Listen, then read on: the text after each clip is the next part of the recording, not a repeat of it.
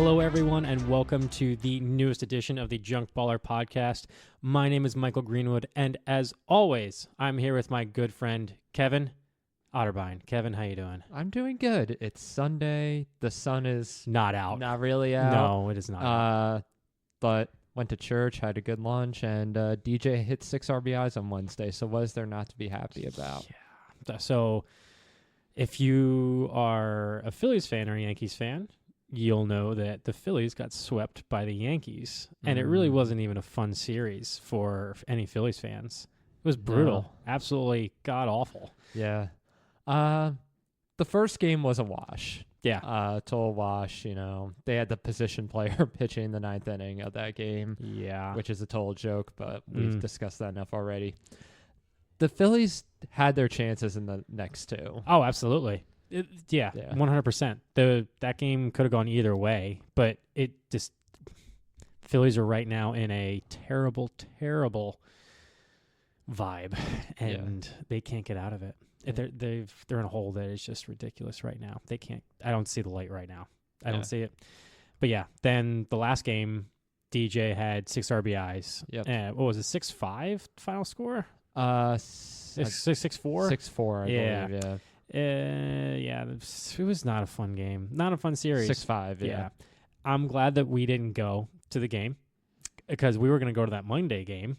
Yeah. But instead we had a little bit of a Junk Baller hosted party where we watched the Phillies and Yankees, and Kev was the only Yankee fan because our other Yankee fan didn't show up. Yeah. And but Kev was happy, and Kev stayed up to watch the whole game. Yeah. I'm so proud of him. Yeah. It was past 9:30. Yeah. If the score was reversed, yeah, you do it. I would go to bed. We also probably would have been a little bit rowdy too. We probably would have gotten a little bit like, now the Yankees suck or whatever. But I'm glad we didn't. And but yeah, your team's doing not bad right now. Yeah, not bad. I think they kind of stumbled again after the All-Star break, but they had that road series against Boston, then against the Phillies, and they took 5 of 6, and they blew the game against the Red Sox, so they probably could have gone 6 straight. They're home against Toronto. It's been a 1-1 series. The main thing is just trying to keep up with Baltimore. Yeah. But fortunately, Baltimore has been struggling themselves. So whenever the Yankees have lost, the Orioles have lost. So they're still in it. It's really a toss-up right now between those two teams in the AL East. Yeah, it is kind of weird seeing the Baltimore struggling, given that I think that they're like the best team in the American League. But it's just weird. I think they have all the pieces, but they're just struggling, kind of like the Phillies. Yeah, it's a weird thing.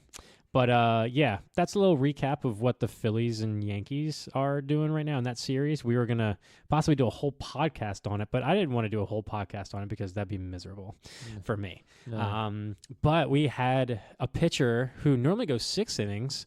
He pitched a full 9 innings, and guess what? Threw a no-hitter? He threw a no-hitter. That'd be Blake Snell. Mm-hmm. If you don't know who Blake Snell is, he has pitched, I believe, a total of... I think I saw a stat where it said he has thrown 9 outs past the 7th inning in his entire career, which is absolutely absurd for a guy who's won the Cy Young twice. It's just ridiculous. How can you go into... He's had something... It's very little outs. He's pitched past the 7th inning. He normally pitches 5-6 innings and is actually a decent pitcher. But well, we've had 2 no-hitters since we last recorded this podcast. Oh yeah, that's right. Wait, who's the other one? Dylan Cease. Oh, Dylan Cease. That's right. Wait. Since the Emma's podcast? Yep. Huh.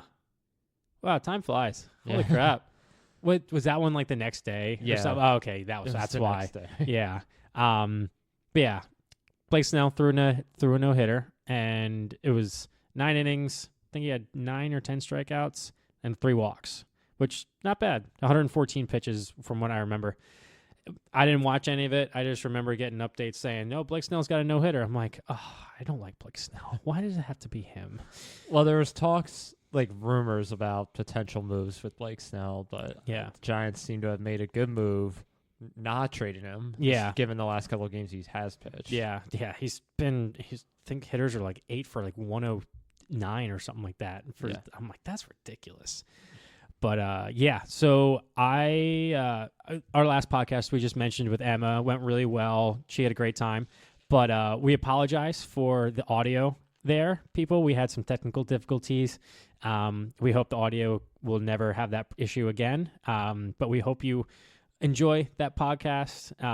It is already, when we last listened to it, or I'm sorry, when we last talked about it and looked at our numbers, it was already the 7th most listened to podcast that we've had. We've had 25. This is our 26th, I believe. We've had a lot, yeah. Yeah, so the fact that we know that you guys are listening to the guest episodes, and so we're trying to try to get some more guests on. We have one planned, hopefully, for the end of the month. So we'll see how that goes. But I just wanted to reiterate that we apologize for the kind of bad audio. We admit it that it was not up to our standards, but we hope you enjoyed the episode for what it was, and Emma had a good time. So couple more things before in the introduction. White Sox suck. They just absolutely suck. They lost again last night. As we record right now, we're at Sunday around 2 o'clock, and they have lost 19 straight. Now, when you listen to this, they could have lost 20, or they could have won for the first time in 20 games. That is up to whatever happens. But right now, they have lost 19 straight. What's the record, Kev? They are... No, what's the record for most losses in a row? Oh, it's 23? 23 in the modern era, I believe. Yes. Yeah. By the Phillies, of all teams. Yes, of course. Yeah, of course. That's just how it is. But I wanted to say something about the White Sox that they actually do well, because they are the worst team right now at 27-85, a .241 winning percentage. We did the math, people. They actually have to have a better winning percentage to not have the worst record in MLB history in the modern era. They have to play better. If they just continue what they're doing right now, they're going to be the worst team in MLB history. But listen to this. They actually are good at a couple categories, and I'm going to tell you which ones they are. They are actually 6th in the MLB in sacrifice bunts. They have 15. Tied for 6th with the Rockies at 15. They're only Arizona, Kansas City, Miami, San Diego, and the Nationals are all up ahead of them. But they're only ahead of them by a couple. So, not White Sox. They're not bad at sacrifice bunts. Good for them. And I believe there was one other that. Oh yeah, it was hit by pitch. They are good at avoiding the ball. Where'd that stat go? Where is it? Here it is. Avoiding the ball or getting hit by a ball? No, they're good at not getting hit by pitch. So they want to hit. So they've only been hit. They're tied for the best at not getting hit by the ball. They've only been hit by pitch 34 times, which is tied with the Brewers and Padres for the least. But it just means that they want to hit. They don't want to get hit by a pitch. They're good at avoiding the ball. That means they have good reaction time. Yeah. They can't hit because I think they're like 2nd or 3rd in strikeouts. Oh, yeah, they're good at avoiding the ball. That's very true. So trying to give the White Sox a little bit of credit here, but they are absolutely miserable right now. Yeah, at 27-86. So, that's right. Oh, so yeah, sorry. I have to update my... Yeah, the modern record, for those of you who don't know, is the 1962 Mets. They went 40 and 120. So in order to at least tie the record, they had to go 13 and 34. Which is doable. It's doable, but they only... all right, that's 13 wins. How many do they have right now? 27. So they have to almost have almost half their wins of what they have right now. It's a lot to ask for. That's a lot to ask for in a team that is absolutely terrible. So that's... there's one more thing in the intro that I would like to talk about. So the Phillies just got a sponsor. They just got the Independence Blue Cross on their sleeve. But I noticed something that last night when I was watching them lose to Seattle that really bothers me about the sponsor. Now, I don't want sponsors in general, but this specific thing really bothered me. Mm-hmm. It's not uniform. How do I say this? The patch is not on the same sleeve as every jersey. It's on the sleeve of the jersey that the batter faces. So left-handed hitters, it's on their right sleeve. On right-handed hitters, it's on their left sleeve. Oh, yeah. That bothers me. It's exposure. There's no uniformity. It's all about, it's on this side. I don't know why I'm talking so lightly about this. Maybe it's because I'm controlling my rage, but the fact that I noticed it last night, I'm like, wait a minute, that's what his was on the other side. I'm like, what? That's not right. It's smart on their part because it ensures that the advertisement always gets seen. It's getting seen no matter what. I can barely see it on the TV no matter which side it's on. On the TV, I can barely see it. That's not like, oh my gosh, and half the time it's rumpled up or something. I didn't notice it till last night, and I'm like, oh, this is the worst. I hate this. There's no uniformity. I want it to be symmetrical and everything, but no. I'm like, Turner and Harper were standing next to each other. I'm just like, ugh, this is terrible. It's not on the right sleeve. It's terrible. It's just the worst. It's the worst. Well, to help you a little bit, the White Sox are not the worst in attendance in the American League. Oh, big surprise. Yeah. Big surprise. So they're not the worst there either. There you go. Good job, White Sox. You didn't have much to compete with the Oakland. Tampa and Oakland. Tampa? Yep. So the average... What? Yep. Come on. What? Tell me the stats. Okay. So are you looking by average or total? Well, I'd probably say total because so I know Tampa doesn't open up certain parts of their stadium. Same thing with Oakland. I don't know what the White Sox do. Yeah. So in terms of total, Tampa Bay just beats out the White Sox. Wow. So they're at 994,065. The White Sox are at 936,960. And then you have Oakland all the way at the bottom at 481,000 for the whole year. That's an average of 9,000 fans per game. Gosh, I really feel for Oakland fans. Yeah, I've complained about being a Phillies fan. I have it pretty good compared to the Oakland fans. I really feel, if my owner was doing this, I'd be livid. I don't think the city of Philadelphia would take it though. Oh, and I like the White Sox shirt, too. I don't know if you saw the guy wearing the paper bag over his head. It had, like, the White Sox scoreboard on it, and it said, I don't like this team underneath. Wow. Did not see that. That's fantastic. So the more we think about it, maybe they're not the worst team in baseball history. Yeah, maybe not. Maybe not. But we'll see. Yeah. We'll see by the end of the year. We'll see. It could be. Hopefully, everyone listening, if you're watching baseball, pay attention to the White Sox. They could be making history in the matter of next week. But yeah. All right. That was our introduction for today. And we are introducing a new segment for our kind of buffer before our junk baller section. We've had the fun fact. We've had top 5. We've had trivia for this little section. But we're going to do something a little different. We're going to do a section called What If? And I got inspiration in this. I was scrolling through, I think it was either Reddit or Twitter, and someone posted the question, what if like a certain player did something and what would happen? So we're going to, each and every podcast, we're going to switch turns and if we do what if, but we thought this would be cool. So Kev's got our what if in baseball for today. Mm-hmm. Yeah. So the relationship between players and teams and ownership has been as tense as long as we can remember, right? And that goes for every sport, not just baseball. Yeah. We've had our share of strikes and postponement of games, fights for salary cap, yada, yada.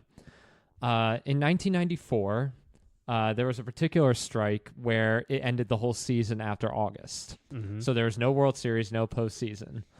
And I feel like it had big effects for a good amount of teams throughout Major League Baseball, particularly the Montreal Expos, who had a couple Hall of Famers on their roster, but then after the 94 season, they just started trading all their main pieces away. Oh, gosh. So what I wonder is, what would baseball look like if the 1994 strike did not happen?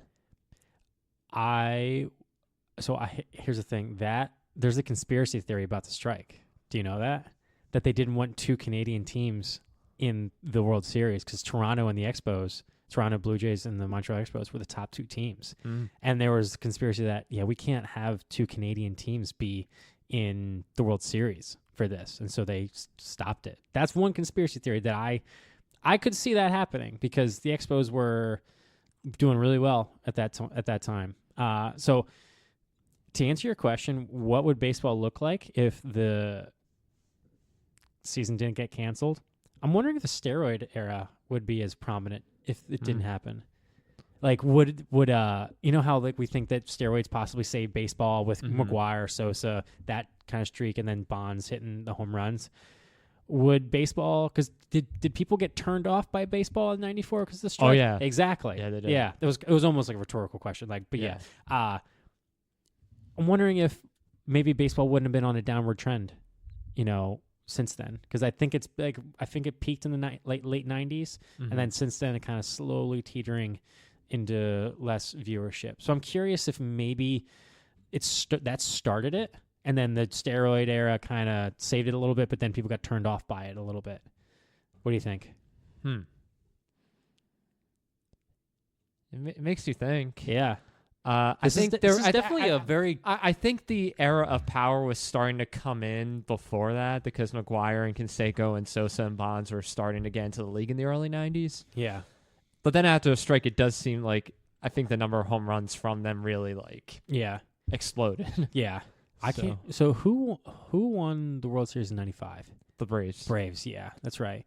The Braves who benefited, I think, from the Expos not making the World Series next year because I think Marquise Grissom was on the Expos. Yeah. It is a very good question. These what if questions could get very deep very quick with how Pedro was on the Expos. Yeah, that was a really good team. Yeah. It was a really good team. Also great jerseys too. I love the Expos are just such a classic. And I don't know if they're the team in Washington right now. No, there wouldn't be. I don't think there would be. There would be no Nationals. Yeah, I don't think there would be. 100%. That's a very good point. Yeah.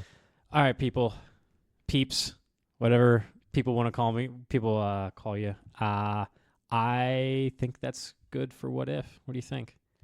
Yeah, I think so. Let us know your thoughts, and I think it also affects the baseball in terms of contracts and just player movement in general. True.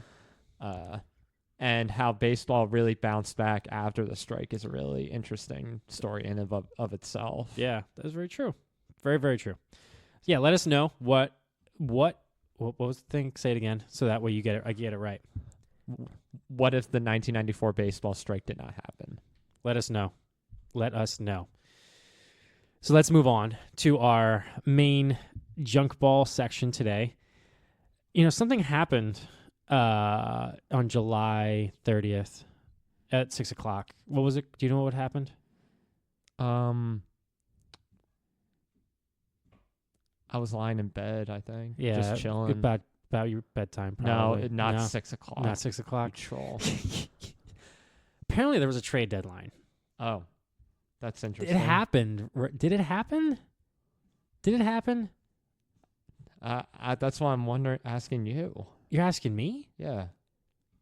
I guess it happened. According to records, it happened. Are birds real? Yes.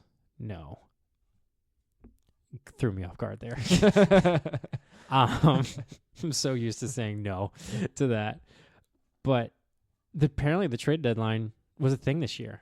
I don't think it was that big of a trade deadline. Yeah. We sort of had a segment on it a couple episodes ago. Yeah, where we thought certain teams would get traded, certain players would get traded. I don't think any of our players that we wanted to get traded, except for maybe Tanner Scott, got traded. Yeah. What a joke. No. So this is we're going to go through apparently the trade deadline that happened, and we're going to go through our top 5 moves of the AL and NL that happened. Now, the title of this podcast is What Trade Deadline? Because none of the big names got moved. What's the biggest name that got moved? Jack Flaherty? Arozarena? There's no multiple time all-star that got traded. All these guys are on aspiring contracts or not borderline Hall of very, very good. These are just these are good players, but not great players. The guys that didn't get traded: Luis Robert, Garrett Crochet, what's the guy from Mason Miller, Brent Rooker. Those guys are probably the top 4 guys that should have been traded because they're on terrible, terrible teams, and they are very cheap and very good players. Very cheap. But they didn't do it because their management sucks, and probably they were asking way, way too much. Yeah. But this trade deadline was abysmal, people. But we're going to recap it for you because that's why we're here for. We're here for you. We're here to give you a great analysis of the trade deadline. So, Kev, take it away with the top 5 AL. Well, I'll give A analysis. I don't know how great it will be given the trade deadline that we got, but I will try my best. So, I think I'm going to start first. Are these in any particular order? No. Okay, good, because I didn't put mine in any particular order either. I'm going to start first with my team because it's the one I'm most familiar with. That's a good idea. So far he has been doing pretty well. Got off to a hard start, especially against the Phillies. Yes. In the series, and that's getting Jazz Chisholm Jr. That was so annoying. For a bunch of prospects, because that's what happens now. You trade for prospects, which I don't know. That doesn't interest me. I mean, a lot of prospects never go anywhere. So when you're trading for prospects, it's almost like you win the trade automatically by getting the star player you want. Now, what if they had traded Dominguez for Chisholm straight up? They weren't going to do that. Exactly. So that's where some prospects matter because you're like you see the full potential with. Yeah. Okay. Continue. He was a guy who they did need to at least help that lineup a little bit because anyone outside Judge and Soto had not been hitting well at all. They've been doing a bit better on the road trip, but it was still struggling. The benefits of Chisholm is that, for one, he steals bases, which is good because other than Volpe, there's like no one else that runs on that team. Wait, Stanton doesn't run? Well, he runs in quotation. Oh my gosh, just slow motion. And they could put him anywhere because he has experience playing the infield and the outfield. Yeah. Does he have the best numbers? No. The big issue, especially with the Yankees when they were looking into it, was his personality. They were wondering if he would necessarily be a good fit for that organization. And I'm still trying to feel out whether or not he is. But so far, he's made a good impression. Yeah, I would agree that he's made a good impression so far. Yeah. So far, I'd say the Yankees are on the winning end of it. Yeah, I would. It's only been a week, but I would 100% agree. And I saw it firsthand. He had 4 home runs his first 2 games against the Phillies. So, yeah, I think it was a good trade for you guys. But continue. Yes. Now, I don't know exactly how to put this all in one thing because this isn't necessarily one trade, but I think it's just a team hitting the reset button that I'm counting as my number 4 or whatever I think is a good trade. The Blue Jays had a pretty busy deadline. I think they needed to change something because for a while I think they've been too content on the roster that they have. Like, we have Bo Bichette, we have Vlad Guerrero, we have Kiermaier, we have all these other players. Springer, yeah. And it's not going anywhere. No. So they trade away a lot of their players. So Kiermaier's not there anymore. He went to the Dodgers. The legendary Yankee, IKF, went to Pittsburgh. Danny Jansen went to Boston. Trevor Richards to Minnesota. Justin Turner, Seattle. And this was another team that got a bajillion other prospects in return. So Jake Bloss, who was a number 2 Houston prospect, they traded some pieces to Houston. Gilberto Batista, Jay Harry, Josh Rivera. It seemed like they were clearly selling at this point. Yeah. So is this like a team culmination? Yeah. Of like the top? Yeah, because they had a lot of trades. Yeah. Well, Kikuchi got traded. Yeah. Yeah, he got traded to Houston. Yeah. Gosh. But I think it was necessary. Yeah. It was a necessary trade to make because they're not going anywhere this year, and I think they need a refresh without having to get rid of their big pieces. So Guerrero's still there. Yeah, Guerrero, Bichette, they're still there. I mean, Gausman and Barrios have been paid already, but you're gonna have to pay Guerrero and Bichette soon, and they're gonna get pretty good money. Yeah, pretty good money. Like Guerrero's probably gonna get close to $300 million, probably, right? And Bichette, like he's having a down year, but say if next year he does pretty well, like he's probably gonna get 200. if he's playing well. So it's interesting to see what the Blue Jays. They're probably the most interesting team of what they could do because they could be complete sellers in the off season, or they could just be like, you know what, we're going to revamp and do it because they have a lot of talent, but that division is ridiculous. Yeah, the division's good, and they just haven't been able to put it together. Yeah, I haven't been able to put it together. So No. I like that. You put together like a whole team. You're like, I'm just going to put together a whole team's trades, see what they do. Yeah. All right, next. So I'd be curious to know how this team, how they played moving forward. Yeah. Especially next year, though. I don't think this year they're going to do much. No. They're done. They're done. Finished. Yeah. Finish him. Well, there was a player, going back to individual players, that got promoted by being traded. Oh. And who's that? Eloy Jimenez got promoted from the minor league organization known as the White Sox to the Orioles. Good joke. That's a good one. That's good. He's hitting .240 with 9 doubles, 5 home runs, 16 RBIs. He was a top prospect coming up in the Cubs farm system, but hasn't super panned out. He was a member of the Cubs farm system. Jimenez? Yeah. Really? Yeah. What trade was he in before? What? Jimenez? Eloy? Yeah. He came up in the Cubs farm system? Yeah, he did. When did he go to the White Sox? He was sent to the White Sox in a trade, along with Dylan Cease at the time. What the heck? Yeah. What trade was that? Oh, was that the Quintana trade? Yeah. Oh my gosh! What a terrible trade! What a terrible trade! Yeah. Oh my. He has an upside. I mean, he started off great with the White Sox. Mm-hmm. He had 31 home runs in 2019, but he's been diminished by injuries. Yeah. The injury bug has hit him hard.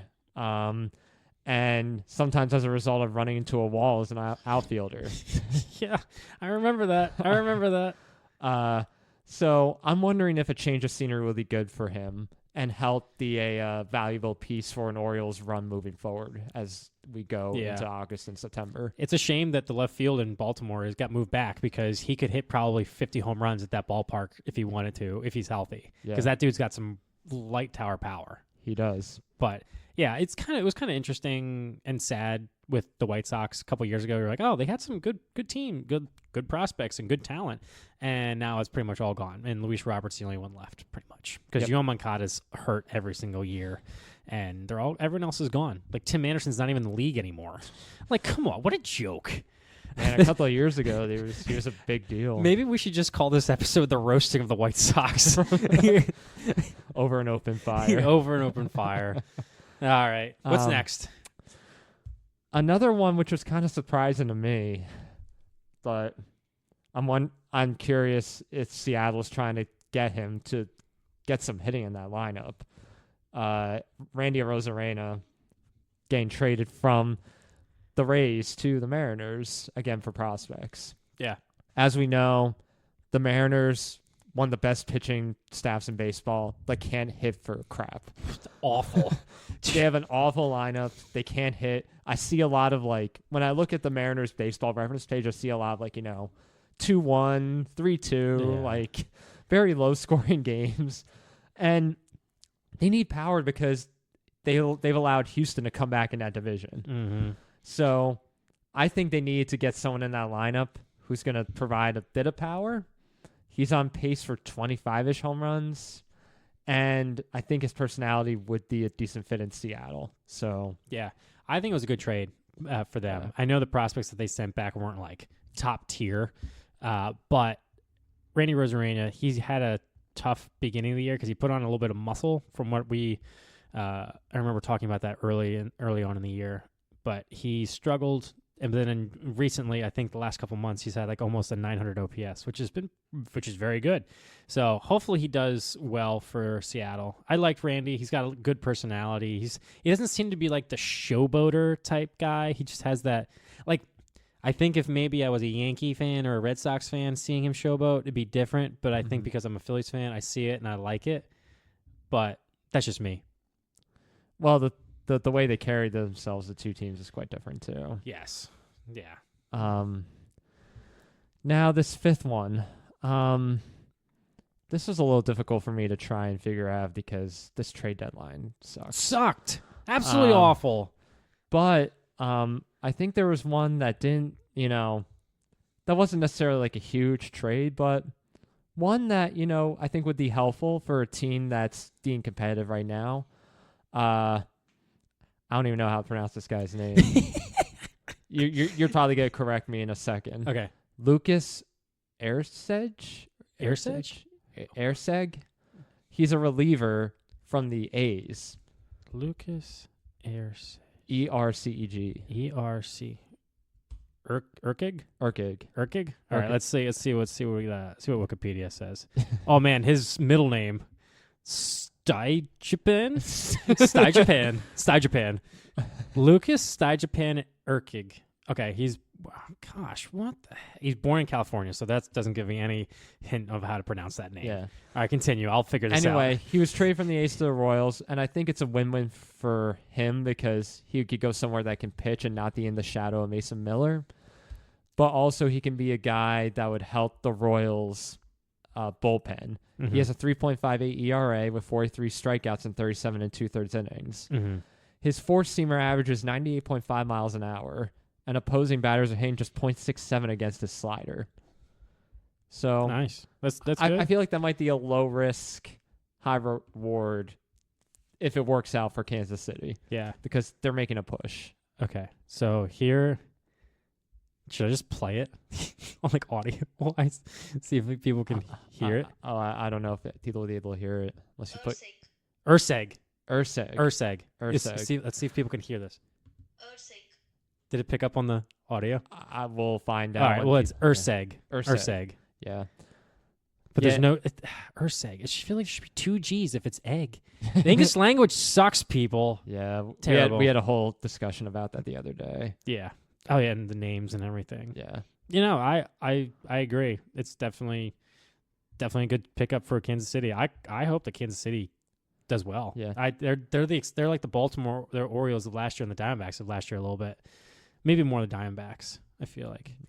Kind of that young rookie guy with Bobby Witt Jr., with some veterans, kind of like Arizona had last year with but Salvi's doing fantastic. I love it. Yeah. Lucas Erceg. Yeah, if you want us to pronounce names, guys, for you, we're not the people you need to be going to. We can try. Give us a list. We'll do a pronunciation podcast. That'll be on our Junk Baller Plus. You have to subscribe for it for $2.99 a month. Do like the worst names in baseball and try to pronounce them. To have a whole podcast of hey, this is how you pronounce this. like the first seeing Tulowitzki for the first time. I was like, what the freak? How do you pronounce that? Yeah, and he did get a hold in last night's game against Detroit. So who did he hold? Did he get a flag? Yeah. He was holding hands with Bobby Witt Jr. after the game. Yeah, he's a handsome man. I don't blame him. Yeah, he's good looking. A handsome man. He's only 29. Better watch out.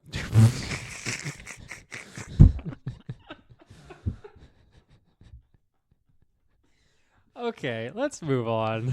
Oh my gosh. All right, is that all your trades? Those are the 5 that I actually want to talk about. Okay, yeah, because there's not many that you wanted to talk about just in general either.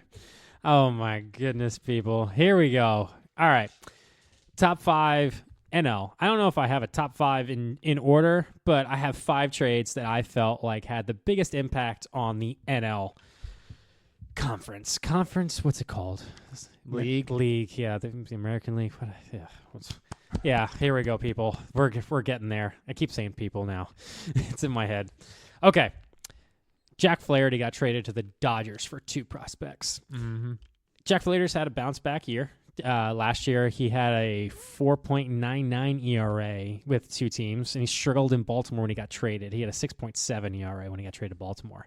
But this year for Detroit, he's pitching the pitcher's ballpark. He's he's pitching to a 2.95 ERA, and he's upped his strikeouts to 133 and over in only 106 innings. He probably could have been an all-star if he might have had maybe a couple more wins and a little bit less losses, but he plays for Detroit, and Detroit's not the best team. Mm-hmm. And Skubal's also the head guy there. But Flaherty hasn't been an all-star, which is surprising given that he was pretty good early on in his career. Yeah. But he got traded to the Dodgers. Dodgers have had bad pitching this year. They've had inconsistent with injuries. Kershaw just came back. Glasnow's on the IL. I think he might be back now. Yamamoto's on the IL. Bueller was coming back from Tommy John. Dustin May's hurt. Bobby Miller was struggling. And then I don't know any of the other Dodger pitchers off the top of my head. But they've all been very inconsistent with pitching and injuries, so they needed someone who's been consistent this year, and Jack Flaherty has pitched very well. .95 whip, which is really, really good, people. It's very, very good. So I think that this was a very good trade for the Dodgers. It's a rental, so they traded 2 prospects for basically the second half of Jack Flaherty. He's going to be pitching in the postseason because the Dodgers are going to make the postseason, and I don't know. I think he's pitched in the postseason with the Cardinals a little bit, but don't have a ton of stats in the playoff department. Here we go. He has five games, 4 starts, and he has a 3.6 ERA. Not bad. Serviceable for playoffs. He's going to get the job done. I think he's itching to get that multi-year deal that in the offseason. So I think it was a good trade by Detroit to get. There was some talk that the GM for Detroit should have held on to him and maybe get a qualifying offer from him so that way they can get a first-round pick. But I think they did a better job of getting 2 prospects back for Flaherty, especially Dodgers prospects, even though the Dodgers still have a top 5 farm system after all these trades and everything. Yeah. It's ridiculous. How do they do that? Because they're not the White Sox. That's true. It's not the White Sox. We're roasting the White Sox. Yeah. We're roasting the White Sox. Yeah. Next one. What did you think? Sorry. No, I agree. Because this was a team that the Yankees were interested in. They were interested in Jack Flaherty as well. Yeah. They end up getting Mark Leyer Jr. instead, which is fine. But I think he's a good rental, like you said, for a team that needs starting pitching, and that's what the Dodgers need, given the injuries that they've had. I'm glad you brought up the Yankees almost getting him, because apparently that trade fell through because the Yankees saw something medical that they didn't like. Yeah. And the Dodgers were like, well, we'll do that. Because apparently Nestor was possibly going to be traded. There was rumor about Nestor being traded. I don't know if it wasn't for Jack Flaherty or not, but there was a possibility he would be on the trading block, and they ended up not trading him. So there we go. There was a possibility that Flaherty would have been a Yankee, but now he's with the Dodgers on the West Coast. Yeah. All right, next. This is a guy that I wanted the Phillies to get. But, of course, the Phillies didn't do anything that I wanted them to do, even though we'll get to that later. That's one of the last ones I have. But Tanner Scott got traded from the Marlins to the Padres. The big thing about this trade is that the Padres bolstered their bullpen with a couple other trades, but they traded away their number 2, number 4, and number 5, along with their number 24 prospect for Tanner Scott and Brian Hoeing. But Brian Hoeing's just an average reliever. But they've traded away their 2, 4, and 5 prospects. They're top in their farm system. They traded away 3 of their top 5 prospects in their farm system for a guy who's not going to be on the team next year. I think that's a little bit. Now, they said that the one of the guys was struggling. The number 2 prospect was struggling this year, and so they kind of almost gave up on him. But I still am kind of baffled by how much Marlins got for Tanner Scott there.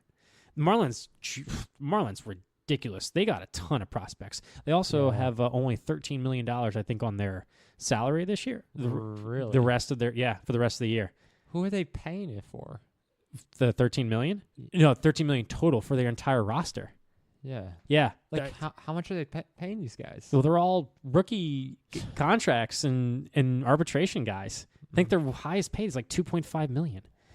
I saw that on Twitter the other day. I was like, that's ridiculous. Like, Ohtani's making it's interesting. But I thought that the Marlins might have gotten the better end of this deal than the Padres. Padres are kind of going for it again. It's kind of interesting how the Padres have, when they traded away some guys last year, like they traded away Soto and they traded away, they let Josh Hader go, and then they got Dylan Cease, Luis Ariz, and then they got Tanner Scott. So I'd watch out for the Padres. I still think they're going to suck because it's Padres. That's what they do. But I felt that the Tanner Scott trade was a little bit of an overpay for him. I just think I don't think Tanner Scott's that worth that much. But that's what that's what it was. That's what the market was. What do you think? Do you know how good the Padres farm system is? They were really good, but I think because they've traded away a lot. I mean, they've traded away C.J. Abrams to get Juan Soto the other year, and Mackenzie Gore. Like those were two of the top guys. But they got in the Soto. But then I think in the Soto deal with the Yankees, they got one of your guys' top prospects. Oh, they got Michael King. They got Michael King. Yeah, and there was someone else too. But in the prospect, we were like, oh. I think the Padres, I can't remember what where they rank on the prospects list, but their farm system used to be the number one for a little bit. But I know they're struggling a little bit now. Yeah. I can't put a thumb on the Padres as an organization. Like, it's like 1 year. It's like, on one hand, it looks like they're like selling when they like trade away a couple of their star players, but then they're bringing a bunch of other star players in after a short period of time. It's almost like they have little patience for trying to like grind it out. It's like it's something doesn't work out after a year or two. Oh, they're gone. Except for like Machado's still there and Bogarts and Tatis will be there because those guys are under contract for a while. Yeah. But it is interesting to see because Cease has a couple years of control. I think this year and next year under control. But then a lot of the other guys, I don't know what's gonna happen. It'll be interesting to see how they play it out. But yeah, I think a lot of the mentality is they're trying to fight against Big Brother in LA. Yeah, and they want to be LA a little bit. I feel but different. I feel like Toronto and the Padres are very similar in how they're now that I think about it. Like they have a lot of promising talent. Padres have maybe worked out a little bit better than the Blue Jays. I think maybe. But like, there's a lot of payroll. At least with the Padres, there's more payroll invested in it. I would say that the Blue Jays are inherently better, and I mean that in terms of like the roster they start with. Yeah. The Padres, a lot of their guys are imports from other teams. Oh yeah. 100%. I feel like the Blue Jays have had developed teams better from within than San Diego has. Yeah. No, I would 100% agree. Okay, so that's a second trade. Third trade. I can't believe I'm actually saying this is one of the biggest trades in the top 5 in the NL. But Josh Bell getting traded for cash considerations to the Diamondbacks was a top 5 trade for me. I love cash considerations. Yeah, it was supposed to be a player to be named later or cash considerations. And I believe they just decided, we'll just do cash. So Josh Bell has gotten traded the last 3 trade deadlines. Last year when he got traded to, let me double check right here. He got traded to Miami. He ended up doing really well for Miami. He ended up batting .270 with a .818 OPS with 11 homers and 26 RBIs just in 53 games for them. He did really well for Miami. He killed the Phillies too. So it'll be interesting to see how he does with Arizona because he's kind of just that first baseman kind of veteran guy now that is just kind of almost kind of being a travel. What's it called? Not a traveling journeyman. Journeyman. That's what it's called. Thank you. That's why we're a team. That's why it's not just a one-man show. It's a team. But it'll be interesting to see how his dynamic works with the Diamondbacks. Diamondbacks, they're pushing for a playoff spot. They're not as good as they were last year. They've had some struggles with pitching and staying healthy, but they got Josh Bell. And I can't believe I'm saying I can't believe that I have Josh Bell in a top 5 trade in the NL. But that's how it is. Josh Bell he's a good hitter. He's got some pop. You know, he's not gonna light the average up with 300, but he can hit the ball out of the ballpark, and that's what people are looking for right now. Mm-hmm. Yeah. And the Marlins need cash because obviously their payroll is just too high. Yeah. Yeah. How are they going to spend all that money? Yeah. No. Josh Bell is a player I've generally liked, especially when he was with Pittsburgh. Yeah. He was a really solid guy with Pittsburgh, and then he got out of baseball purgatory there and jumped around, and now he's in Arizona. Yeah, a good piece for a team that's a third wild card spot right now. Yeah. I hope they don't make the playoffs. Yeah. I don't like them right now. And it's a win for the Diamondbacks because they're literally paying the Marlins for him. Yeah. Cash considerations. Oh, we're just going to pay you money for this guy. Yeah. When I was doing research on this, I was like, I can't believe I'm doing this. I'm putting Josh Bell, who's not really even like a top 100, 150 player 200 player, but it's a top 5 trade acquisition by someone because it probably has the most impact. Yeah. That's just in my opinion. Okay. Number 4, talking about Carlos Estevez. Phillies acquired him from the Angels for 2 pitching prospects. They have, they've been doing, I've heard that these prospects, George Klassen and Samuel Outergary, they are on the up and up, and they might be in the top 100 soon in terms of prospects. So there was some talk that maybe the Phillies overpaid, but here's the thing: I haven't heard about these guys at all.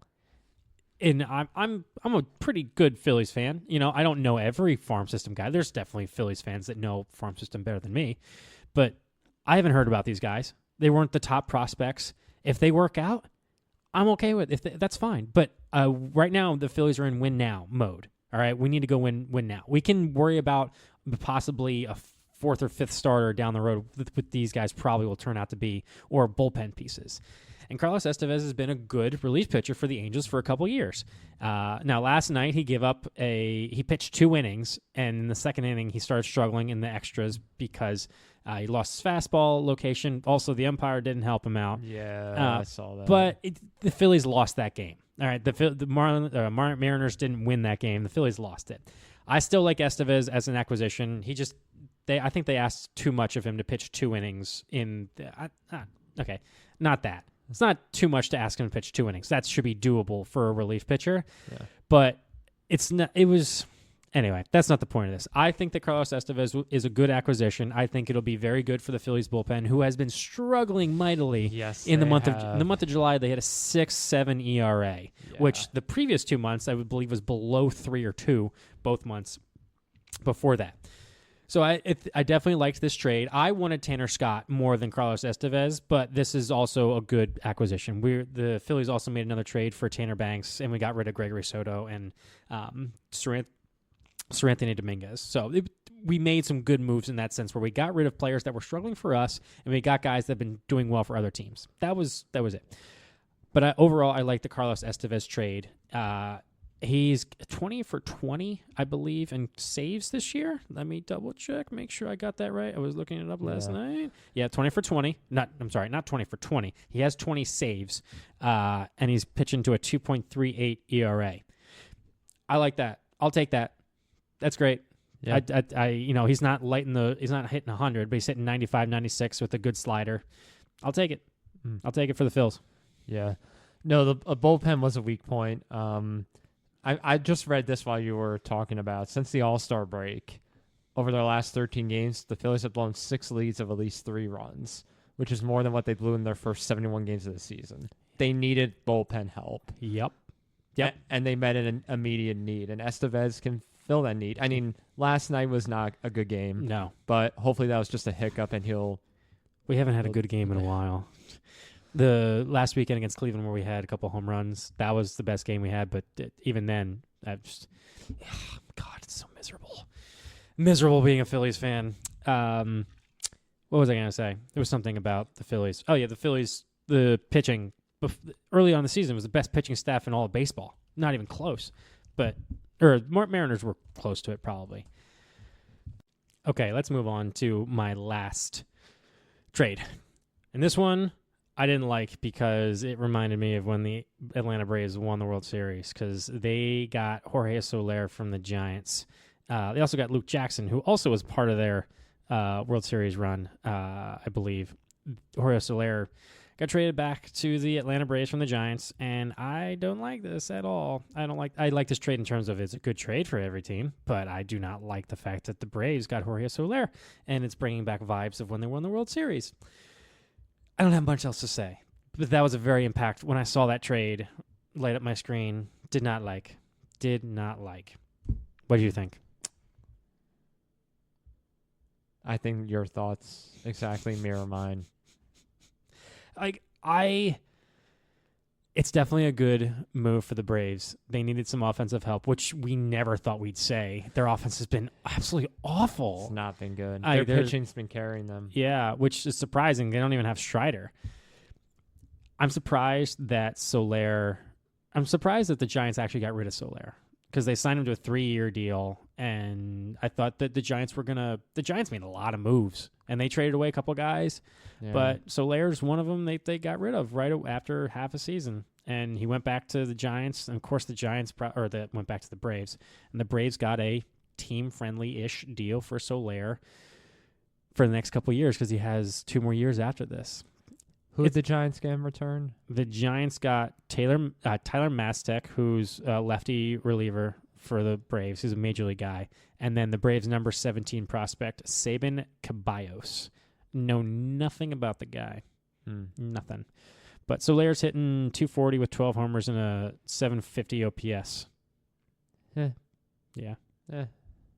Yeah, but he's also playing in San Francisco now. He's playing with a better team in Atlanta. Yes. I think his numbers will go up a little bit. Yeah.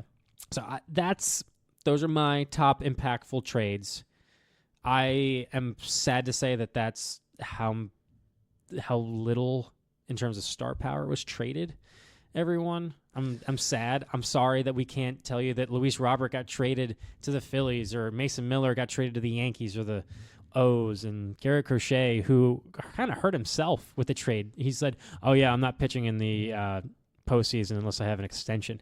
Dude, you have no room to talk as a freaking pitcher. Like, that turned off probably a lot of teams. They're like, "Oh, we're not going to trade for you." So, yeah. Let us know your opinion on the 2024 trade deadline. Did it actually happen? Was this actually real?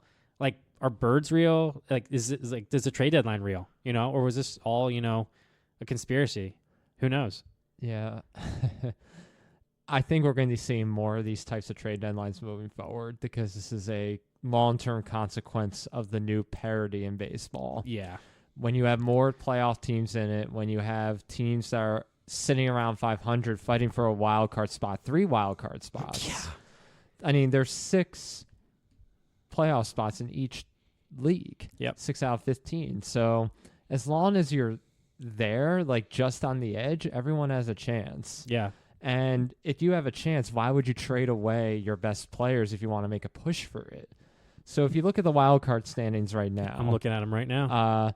You have let's see, you have like in the American League, you have 3 teams that are just outside of 5 games right now. So the Rays, the Astros. Wait, that's not right. Red Sox, Astros, and Rays. Yeah. Okay, yeah. Because they have the O's and Yanks. They're tied. Yeah. So yeah, you're right. Yeah. So they have the Red Sox, Astros, and Rays all within 5 games of a wild card spot. Yeah. And the Rays kind of got rid of some guys, but then also added some guys. They were like, we're going to add some. We're going to get rid of some. See how it goes. Yeah. And the National League. Yeah. National League. That's wild. up for grabs. That's wild right now. You have 1, 2, 3, 4, 5, 6 teams within 6 games. The Cubs are probably out of it. They traded away some people. But the Reds, I don't know what the Reds are doing. They traded away Frankie Montas, but they're only 5.5 back. The Giants, kind of the same thing. Like, they traded away some people, but they still could be in it if they get healthy, 4.5 back. But Pittsburgh, 2 games above 500, 2.5 back. Cardinals, 2 back. Mets, game and a half, or half game back. Yeah, half game back. The Diamondbacks. It's going to be that. It's just too many teams. Yeah. There's a lot of teams. Like, the Cubs are 1 game further back of a wild card spot than the Braves are from the Phillies in the division. Yeah. And we think that the Braves are close to us in the division because they're only 5 back. So that puts into perspective with the Cubs being 5 games under 500 and only being 6 out.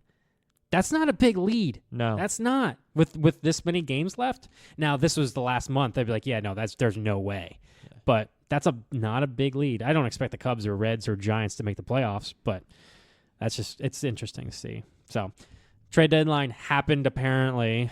Who knows? Yeah. And that's our recap of that. And so now we're going to close it out with Kev giving us a hot take. Okie dokie. So recently, I don't recall if it was in between the last episode recorded or the episode before that. The Hall of Fame ceremonies happened. Oh, yeah. Wow, totally. Wow, I've been so out of it. Yeah, me too. But one thing to look ahead to is who will be introduced into the Hall of Fame in 2025. Oh, yes. And I think the one name that stands out is Ichiro. Yes. This will be his first time on the ballot. And he was an absolute phenom when he first came over here in 2001. Yeah. He made a huge splash. He's a .311 lifetime hitter. Like a cannonball splash?